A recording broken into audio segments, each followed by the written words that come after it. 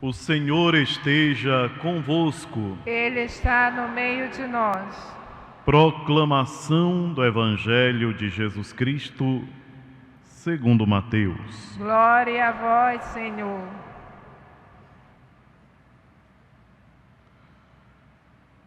Naquele tempo, quando Jesus andava à beira do mar da Galileia, viu dois irmãos, Simão, chamado Pedro, e seu irmão André. Estavam lançando a rede ao mar, pois eram pescadores.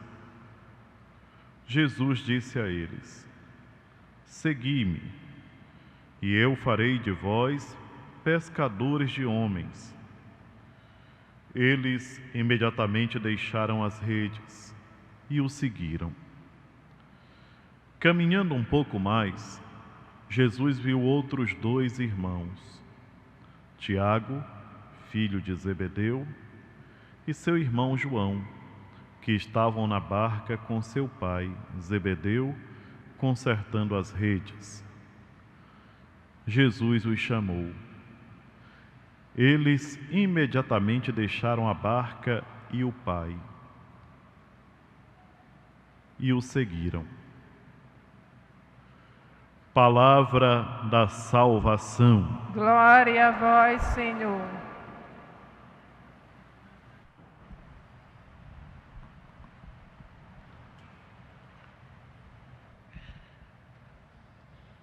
Nós iniciamos ontem o tempo do Advento, acendemos a primeira vela da coroa e hoje nós estamos reunidos celebrando a festa de um grande apóstolo, André, irmão de Pedro. André, que antes de seguir nosso Senhor Jesus Cristo, já acompanhava João Batista. E foi ele que ouviu de João Batista aquela frase: Eis o Cordeiro de Deus que veio para tirar o pecado do mundo. André e Pedro são os primeiros a serem convocados para a missão. E tem uma coisa nesses dois homens que servem de lição para todos nós: a disponibilidade, a prontidão com que eles respondem ao chamado de Jesus. Isso pressupõe uma fé verdadeira. Eles sabiam que aquele homem não era um homem qualquer, não era mais um que se apresentava como Messias, porque naquela época era comum, de vez em quando aparecia um dizendo que era o Messias e arrebanhava lá um bocado de gente, com pouco ele não levava adiante, a missão fracassava porque ele de fato não era enviado, não correspondia com as expectativas e o grupo saía frustrado. Coitados, tinham seguido um falso Messias. Mas no caso de nosso Senhor Jesus Cristo, foi diferente. Até a maneira de chamar foi especial. Nós vivemos um período em que a igreja, ela nos chama para a missão. Nós estamos vivendo um tempo em que a igreja realmente precisa ser missionária. A CNBB, a Conferência dos Bispos do Brasil, ela tem procurado, através de muitos livros, que muitos, infelizmente, a gente não lê. Quantas pessoas desconhecem esses livros, ou quando veem, fazem pouco caso, não se importam muito. Mas os nossos bispos têm feito um apelo grande para redescobrirmos essa nossa condição de missionários. Mas tem uma coisa muito importante, que foi o que eu falei agora há pouco. Nós não podemos anunciar aquilo que nós não acreditamos. Para eu estar aqui na frente, celebrando a missa e falando de Jesus, eu falo porque eu creio, eu acredito nele. Se eu não acreditasse, eu nem aqui estaria. Então é necessário que essa intimidade com ele cresça cada dia. Não basta falar, tem que sentir. E tem que sentir dentro, na alma mesmo. Porque senão a gente perde tempo. Não serve de nada. Eu não quero perder tempo. É por isso que o advento que nós começamos é um período especial para refletirmos sobre a grandeza da vinda do Filho de Deus. Ele não veio à toa. Esses dias eu tenho olhado um pouquinho, a gente sai, eu gosto de caminhar um pouquinho, entro num supermercado, entro numa loja, para ver como é que a humanidade está caminhando. A gente conversa com um, conversa com outro. Meu Deus do céu, nós estamos muito afastados. Muita gente vazia. E quando nós nos esvaziamos de Deus, nós deixamos um espaço para algumas coisas que não valem a pena. Eu escuto os diálogos e quanto palavrão se pronuncia, quanta palavra feia. Alguém diz, isso é besteira, não tem nada a ver. Eu digo, tem sim, porque a boca fala do que o coração está cheio. Todo mundo sabe esse ditado. Tem sim, tem tudo a ver. Se quando a gente não está bem, a gente reza e fica bem, quantas vezes nós nos encontramos abatidos, meio tristes, meio sem força, e a gente reza e consegue recuperar as forças, porque a oração são palavras positivas que me colocam em comunhão com Deus e fazem com que eu me reabasteça. Imaginem quando a gente fica pronunciando o dia todo uma série de palavrões, palavras feias, o nome do bicho. Imaginem de que é que a gente se enche. A gente se enche de quê? De coisa boa? Vamos ser honestos com nós mesmos. Quando a gente passa o dia falando besteira, a gente se enche de coisa boa? Não se enche. Pelo contrário. E não se respeita mais. Eu estava olhando outro dia uma situação, fiquei olhando assim, um casal de pessoas idosas, um senhor e uma senhora, longe de mim falar um palavrão ou uma palavra obscena, e eu escutando uma pessoa dizendo todo tipo de porcaria.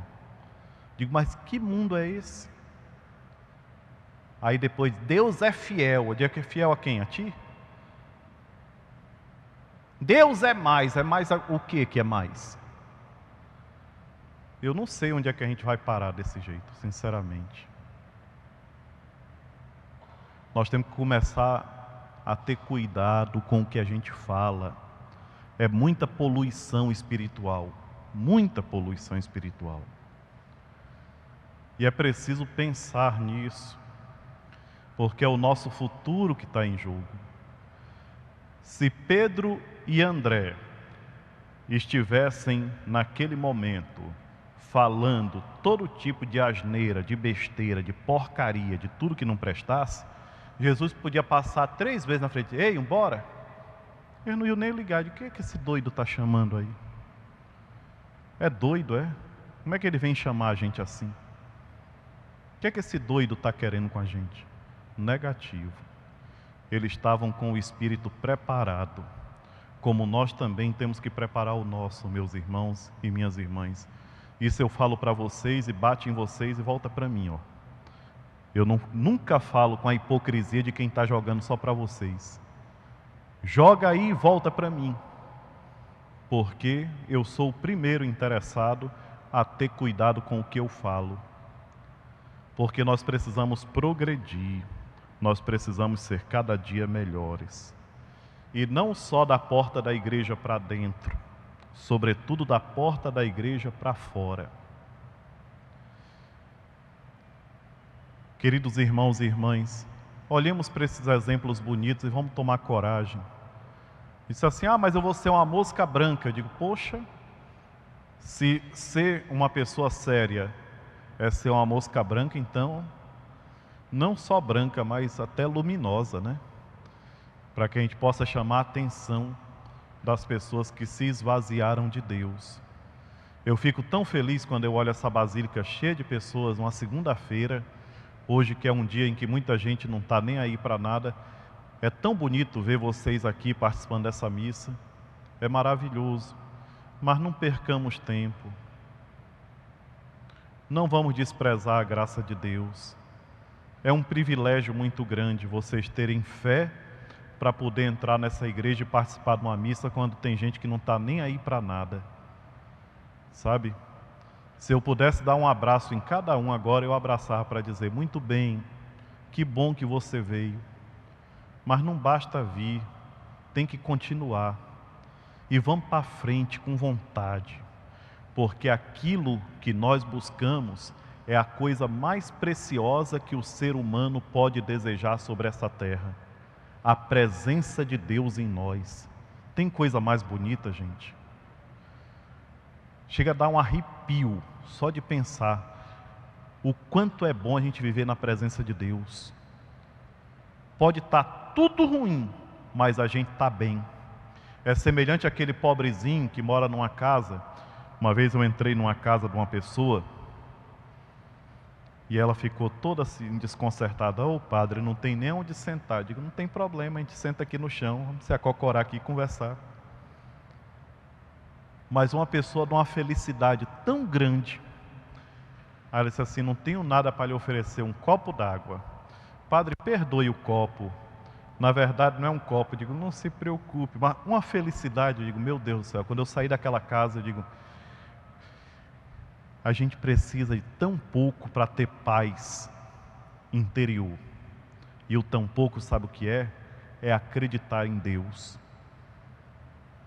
E eu queria que cada um de vocês saíssem hoje dessa basílica, iluminados pelo exemplo de Pedro e de André, que nós celebramos hoje, e com a vontade de buscar Deus cada vez mais fortemente na própria vida, renunciando aos palavrões, às palavras obscenas, às coisas que não prestam, e buscando Deus. Alguém diz assim, mas o senhor está querendo uma coisa impossível, não tem como não, a sociedade hoje é assim. Eu digo, será? Será que é mesmo? Será que nós não temos como mudar essa realidade? Nós que acreditamos em Jesus Cristo, não podemos começar a transformar? O fermento para fazer o pão é só um pouquinho, mas ele faz com que uma quantidade pequena de farinha se torne um pão grande que dá para muita gente. Então que nós sejamos fermento também.